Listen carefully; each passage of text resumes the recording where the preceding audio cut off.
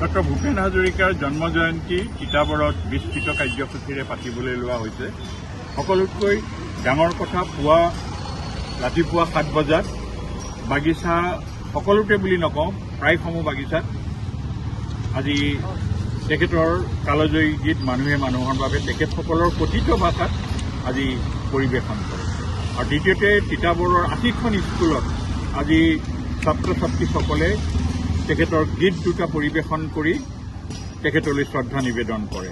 আৰু দুপৰীয়া বোকাহোলা খেলপথাৰত শ্ৰদ্ধাঞ্জলি অনুষ্ঠান আৰু তাৰ পিছত এষাৰি নাম প্ৰসংগৰে কৰাৰ পিছত এতিয়া এটা দীঘলীয়া শোভাযাত্ৰাৰ দ্বাৰা মানৱ শৃংখল হৈছে আৰু কিছু কিছু ক্ষেত্ৰত পলম হোৱাৰ বাবে বহু মানুহ হয়তো অংশগ্ৰহণ কৰিবলৈ সক্ষম হোৱা নাই।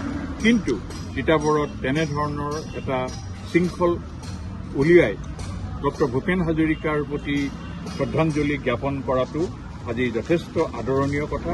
আৰু এইটোৰ দ্বাৰাই প্ৰমাণিত কৰিছে তিতাবৰবাসীৰ মাজত ডক্টৰ ভূপেন হাজৰিকা আজি হৃদয়ৰ মাজত আছে। এইটোৱে হৈছে আমাৰ বাৰ্তা। আমি সকলোকে নিয়মমাফিক যিটো আবেদন বা জনাব লাগে, কাৰণ ভূপেন হাজৰিকাই মানুহৰ বাবে মানুহৰ লগত থাকিছিল।